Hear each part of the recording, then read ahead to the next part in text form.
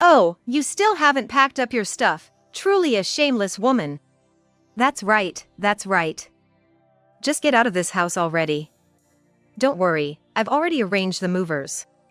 When I confronted him about his infidelity, my husband brazenly demanded a divorce. He, together with my mother-in-law, started berating me to leave the house quickly. Taking advantage of my non-resistance, both my mother-in-law and husband said whatever they wanted. Yes, understood. I'll hurry up with the moving preparations. Since our marriage, I had been treated like a housemaid by the two of them, but if we were going to divorce, there was no need to endure any longer. I showed no resistance to their unreasonable demands and obediently complied. For now, let them get carried away with their attitude. Then, I'm counting on you. I pushed both my husband and mother-in-law into the moving truck my husband had prepared. What? Why are we getting in the truck? Hey, let us out! What is going on? Inside the vehicle, the two of them were left dumbfounded as they were taken away somewhere. I stayed behind in the house alone, sending off the truck with a laugh. So, Jennifer, how about we get married soon? I met my boyfriend, Ray, at a matchmaking party I was invited to by a coworker. We hit it off right away since we had hobbies in common, and soon we started dating, and today Ray finally proposed to me. Are you sure I'm the one? It's a bit late to ask, but you're a high flyer, Ray, and popular with the ladies, right? Ray works at a major company and is what you'd call a high flyer. Compared to him, I'm just an ordinary office worker with nothing particularly outstanding about me. What are you talking about, Jennifer? It's your modesty and kindness that I love. Taken aback by the sudden proposal, I spoke disparagingly of myself, but Ray just smiled and ruffled my hair. At his words, I nodded and said, if you're okay with me like this, then I'm yours. And so, we got married and had our wedding. Now, a happy married life awaits us. I believed that, but what actually awaited me was hell. Right after we got married, Ray said something shocking. Jennifer, I want you to quit your job and come live with me and my mom. Wait, hold on, I never heard anything about this before we got married. You can't just spring this on me. I have a job too, and moving in together all of a sudden without any preparation is just impossible. What? Isn't it normal for a wife to support her husband? I'm worried about leaving my mom alone. Wouldn't you feel better knowing she's not by herself? When I refused to move in, Ray's mood soured instantly.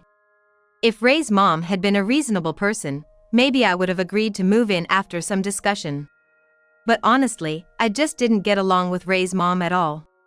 It was when we went to meet her for the marriage introduction. Nice to meet you, I'm Jennifer. I've been dating your son Ray, and I look forward to getting along. I greeted her, but my mother-in-law Susan had a shocking response.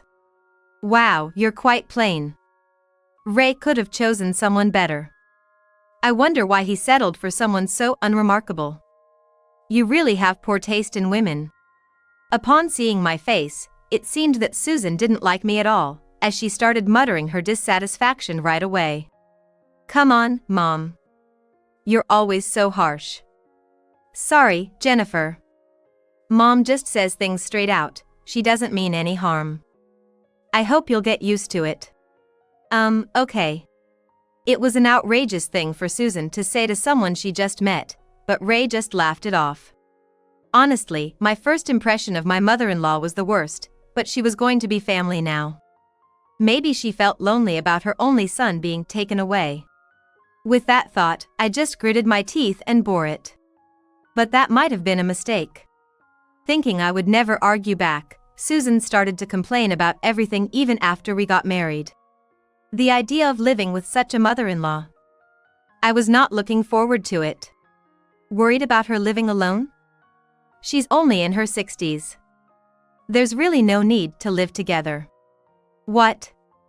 What if something happens to her? I didn't think you were such a heartless person. I thought you were more considerate when we got married. Ray let out a clear sigh. Faced with Ray's accusations of being heartless, I finally gave in and reluctantly agreed to the idea of living together. I really wanted to enjoy some more time, just the two of us as newlyweds. I felt disappointed, but Susan had been widowed early. It's not unreasonable for Ray to worry about her feeling lonely. My own parents had already passed away, and now the only person I could show filial piety to was Ray's mother. With that realization, I convinced myself to accept the situation. But living with my mother-in-law Susan wasn't easy at all. Once we started living together, Susan treated me like a maid. Jennifer! Jennifer! Where are you? Come here quickly! Today again, Susan's yelling echoes throughout the house. I stopped my household chores and rushed to Susan's side, feeling utterly frustrated. If I was even slightly late, more shouting would follow. Yes, what is it? You were supposed to clean the entryway yesterday, and you haven't done it yet. For a housewife, neglecting the housework, aren't you embarrassed? Such a dirty entrance will make us the laughingstock of the neighborhood. Indeed, Susan had instructed me to clean the entryway the day before. But that day, I had other chores too, like picking up Susan's dry cleaning, grocery shopping, and the daily cleaning, so I had postponed it. I'm sorry, I was busy yesterday and put it off. That's all you ever do, make excuses. You're taking me lightly, aren't you? When I tell you to do something, do it right away.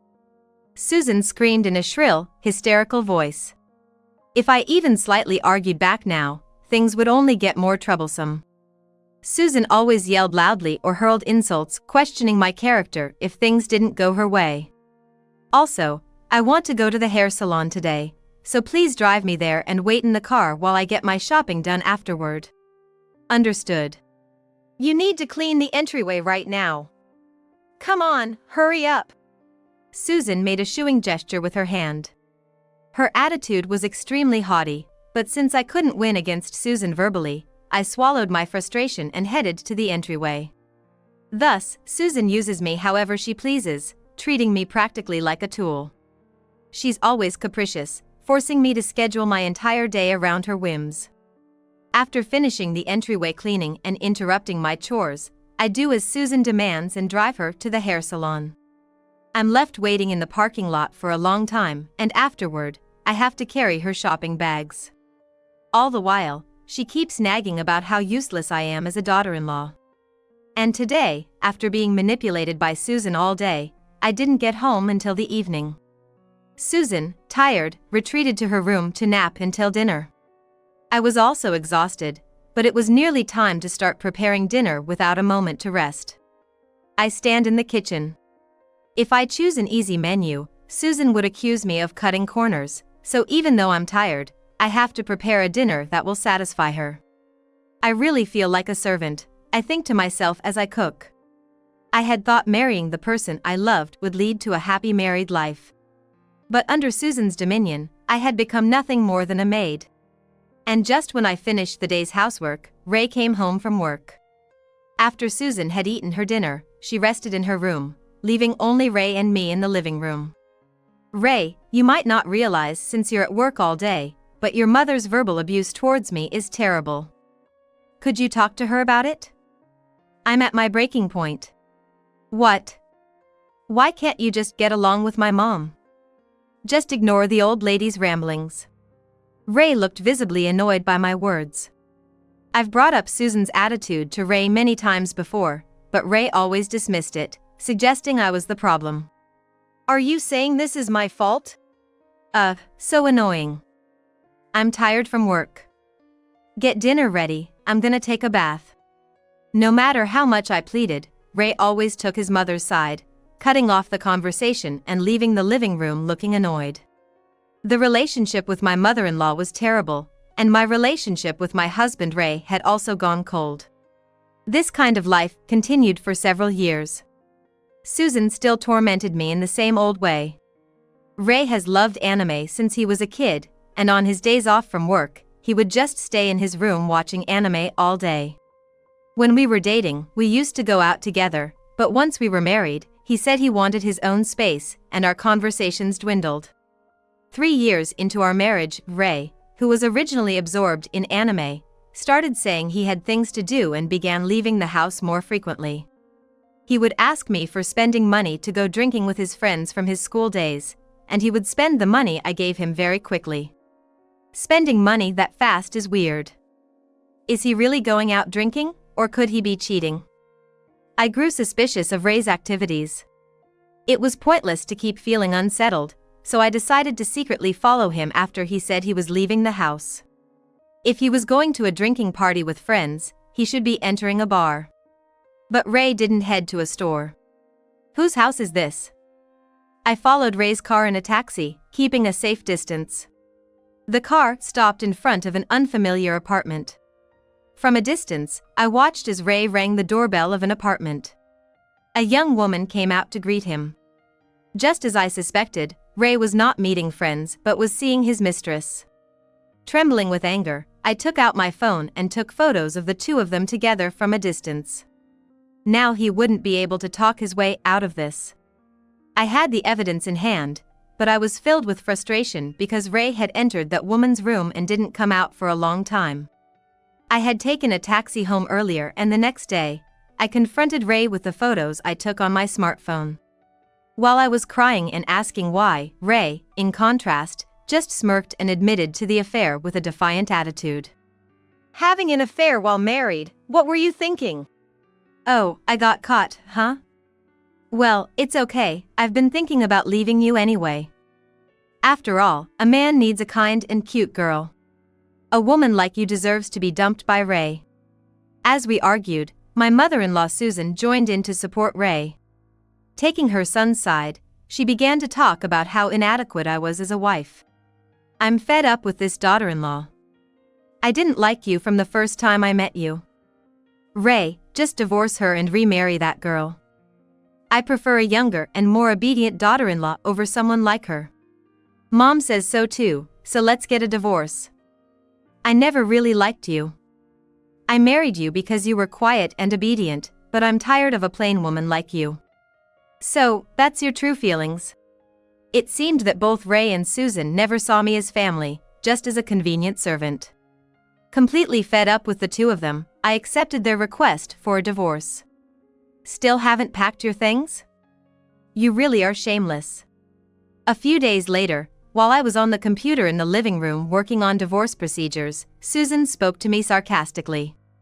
The new wife will live here, so we can't have the old one around. Please leave this house quickly.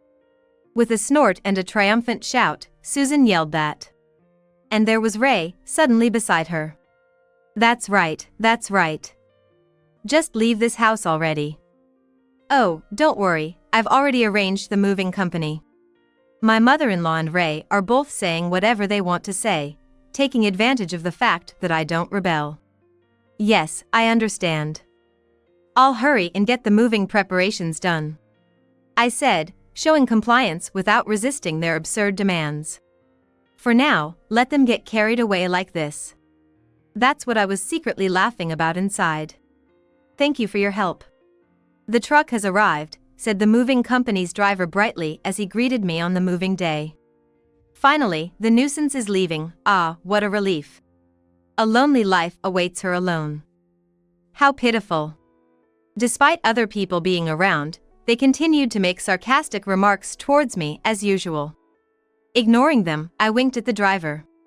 Noticing my glance, the driver nodded and then said to Susan, Well then, we'll be heading off now, please get on the truck right away. What? What are you talking about? Susan was puzzled by the unexpected words of the driver. Come on, you get on too. Why should I? I urged Ray to get on the truck as well. Although they complained, a back and forth ensued until the neighbors gathered around to see what was happening. Concerned about their public image, they reluctantly got on the truck. Thank you, I appreciate it. Once I confirmed they had boarded, I stayed behind alone in the house and watched the truck drive away. Inside the truck, the two of them sat dumbfounded, being taken somewhere. An hour later, Ray called me. I was cooking and couldn't leave right away, but the phone kept ringing. Hey Jennifer. What the heck is going on? Reluctantly, I answered the phone, and Ray on the other end sounded quite irritated. According to Ray, for some reason, The truck had stopped in front of his mistress Saki's apartment, bewildering them both before unloading all the belongings and quickly leaving. Laughing inwardly at Rei's confused state, I revealed the truth. I had contacted the moving company arranged by Rei beforehand and directed them to deliver everything to the address of his mistress, Saki's apartment. They took for granted that I would leave the house after the divorce, but I had arranged to send them, along with their belongings, to the mistress's apartment. Over the phone, Rei and what seemed to be Susan next to him shouted, "Don't do whatever you like." But I firmly replied, "Well, since your mother said she wanted to live with her new daughter-in-law, why do we have to move into a small apartment? Is this revenge for the divorce?" Neither Susan nor Rei seemed to grasp the situation at all. But there was a legitimate reason for my actions. No, it's not revenge. I just did what was obvious. What are you talking about? What's funny is you seem to be mistaken. This house is mine, and since we are divorced, it's clear that you are the ones who should be leaving. What? What do you mean? The house and the land we were living on were all inherited from my late parents. When I explained this, Susan immediately began to panic. Lies. That land and house were bought by Rei with his own income. Susan denied my words, claiming I was lying. I laughed out loud at her assertion. It's funny. Yes, I know Rei has been bragging to you about how he was the first among his peers to become a manager and built a new house. But that's all a lie. Would you like me to show you the registry to prove it? Rei had boasted to Susan that he was the first among his peers to get promoted to manager and had built a new house. It seems Rei was mistaken in thinking he would get this house in the property division. But land inherited from parents does not count as joint marital property, so it isn't subject to division. I explained calmly to the flustered pair. The reason you lived here was because of your marriage to Rei, and now that we are divorced, we are strangers. There's no reason for us to live together anymore. That's why I had you leave. Do you understand? Oh no. There's still something Rei has been keeping from you, Susan. You pride yourself on having an elite son, but in fact, Rei has been unemployed for a while now. What? Susan exclaimed in confusion. Yes, the story of Rei being an elite employee at a major company is old news. In reality, he hasn't been working for a year. Rei had decided to quit his job, thinking he would make a fortune making anime explanation videos and had done so without telling me. After he quit his job, he disclosed this to me and had me keep it from his mother. However, his videos didn't take off and Rei had been without income. All our living expenses had been covered by the rental income from several properties my parents left me. Susan, seeing Rei leave the house in a suit every morning during the week, thought he was working, but he was just killing time at internet cafes. He had been pretending to his mother, boasting while being unemployed and living off me. Continuing to boast, even after his affair was exposed, Rei couldn't back down and demanded a divorce without thinking ahead. When I asked him what he planned to do after our separation, his response was staggering. I was planning to borrow money against the house until my video streaming took off. Astonishing. You're not making a penny now, yet you really thought it would take off someday? I couldn't help but snort at such a shoddy plan. You wouldn't understand, but I have talent. I'll become a popular streamer soon enough. Sure, it'd be nice if your dream came true someday. But you've miscalculated this time. The house is mine. Have your mistress support you. Wait, is that really true? Mistress Claire, who had been listening to our conversation, panicked and joined in. It seemed like it was the first time Claire realized Rei was actually unemployed. Rei had bragged to his mistress that he was wealthy and showered her with expensive brand items, but those were all bought with the allowance I gave him. Being unemployed is such a scam. There's no point in dating a penniless man. In an outraged state, Claire screamed at the two to leave her apartment immediately. It turns out Claire never intended to be with Rei from the beginning. Realizing she had been deceived, Claire confessed this to Rei, who then begged her not to leave him. I have nowhere to go if I leave here. Please let me stay for a while. Why should I have to shelter a lying man and some old woman I don't know? Get out, or I'll call the police. Don't say that. Please. Please, from me too, just like this, let us stay here for a bit. Ray forgot to hang up the phone, so their entire argument was heard by me. The two were desperately pleading with Claire, but she became increasingly frustrated with their refusal to leave and apparently called the police. Naturally, there was no obligation to listen to such an audacious request after being deceived into allowing them to stay. Soon, I could hear the sound of police sirens, and it was clear from the conversation that Ray and Susan were being severely reprimanded by the officers who arrived. What do you think you're doing, barging into a single woman's home like this? It's not like that. We were tricked by my wife. That's right, that's right. It's all her fault. She's the scammer, arrest her. I don't know the full story, but your actions are causing a disturbance. We'll need to hear your story at the station. It seemed they would be taken away by the police. Listening to this unfold over the phone, I quietly hung up, feeling a clear sense of relief having exacted my revenge after being oppressed for so long. After being released by the police, Ray and Susan, with nowhere to go, apparently loaded their heavy belongings onto a cart and moved under an elevated river bridge. Someone who saw them told me they had collected cardboard boxes to make a makeshift shack where they now lived, nearly leading a homeless life. Ray, of course, never became famous as a video streamer. Having once been an elite working at a major company, Ray seemed to have lost the motivation to find new employment after experiencing such a degraded lifestyle. Although he apparently moved out of the shack, he now lives a modest life with Susan, receiving social welfare assistance. As for me, I continued to live a stable life with rental income, enjoying free time I never had before, without being exploited by anyone.